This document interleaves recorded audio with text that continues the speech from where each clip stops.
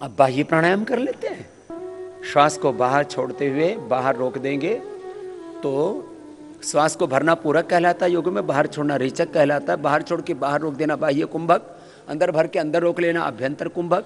थोड़ी कोकुंड कूप में लगाना जालंधर मत, पेट को सिकोड़ के पीठ से लगाना उड्डयन बंद, नाभि से नीचे वाले भाग को खींच के रखना मूल बंद। जैसे एग्रीकल्चर के फील्ड में भी, खेती के क्षेत्र में भी अलग अलग शब्द होते हैं ना, ये रबी की फसल है, ये इसकी फसल है, ये उपज ऐसी है, इसका ये दाम है, ये इसका बीज है, ये इसका ऐसा खाद है, उसके अलग अलग एक शब्दावली होती है।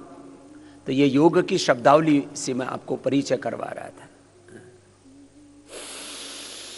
श्वास को बाहर छोड़कर के बाहर रोक देंगे श्रद्धा पूर्वक, मूलाधार से सहस्रार तक अपने अंतःशक्तियों को जगाते हुए, देह को देवालय बनाते हुए, अपने आप को सब प्रकार के दिव्य भावों से भरते हुए।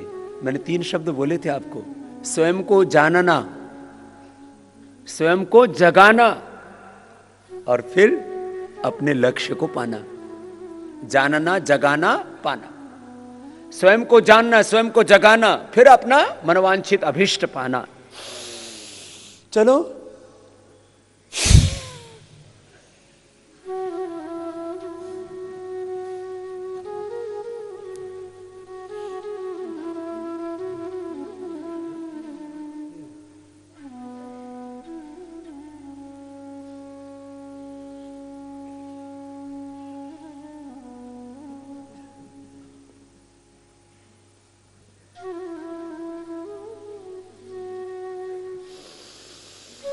श्वास को बाहर छोड़ के बाहर रोकना है।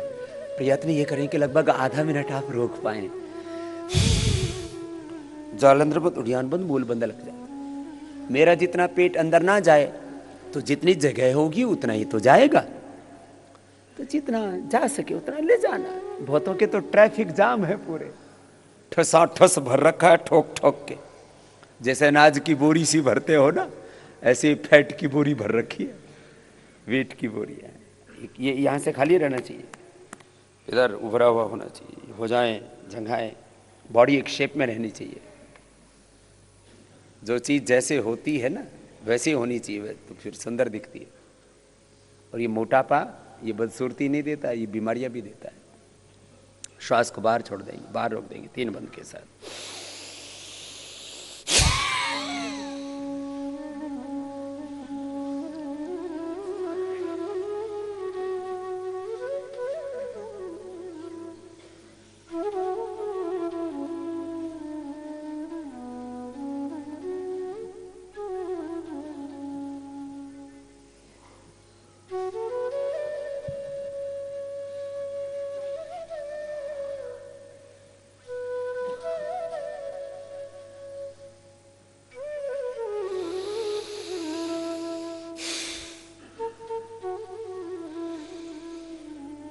ऐसे 3, 5, 7, 11, 21 बार किसी को ऊर्ध्वरेता बनना है तो 51 बार से लेकर के 100, 101 बार तक कर सकते हैं।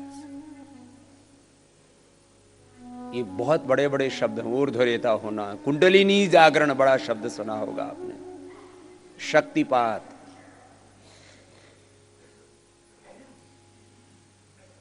ऊर्ध्वरेता होना, ब्रह्मवर्चस्व तेज को पाना, मृत्युंजयी होना, मृत्यु पर भी विजय पा लेना। बीमारियों की तो बात और औकात ही क्या है। तुम रोगों पर ही नहीं, अपने शरीर, इंद्रियों, अपने मन, अपने विचारों, अपनी भावनाओं पर ही नहीं, अपनी आदतों पर ही नहीं, अपनी मृत्यु पर भी विजय पा सकते हो। ये यात्रा है योग की। हाँ, फिर बाह्य प्राणायाम के बाद अग्निसार,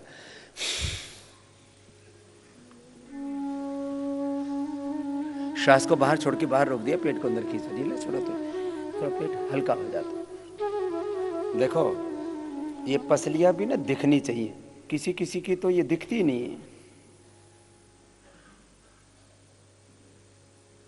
पूरा भीतर तक भर लेते हैं, ऐसा नहीं। फिर वो जो हम नोली करते हैं ना, वो तो बैठ के भी कर लेते हैं हम, तो आपको तो खड़े होकर के भी घुमाने में दिक्कत आती है।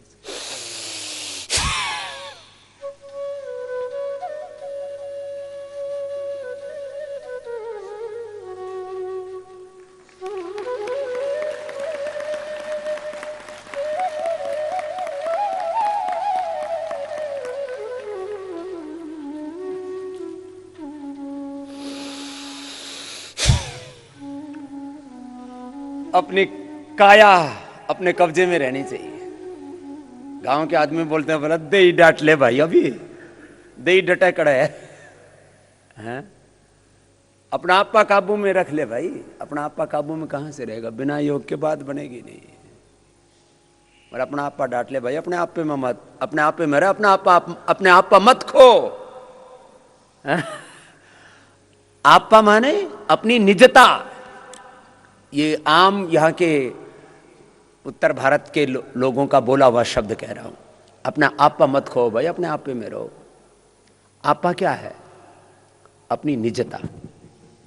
अपनी निजता क्या है? अपने भीतर की पूर्णता, अपने भीतर का पूर्ण ज्ञान, पूर्ण प्रज्ञा, पूर्ण श्रद्धा, पूर्ण निष्ठा, पूर्ण पुरुषार्थ, पूर्ण ऐश्वर्य, पूर्ण वैभव अपने भीतर का, अनंत वैभव अपने भीतर।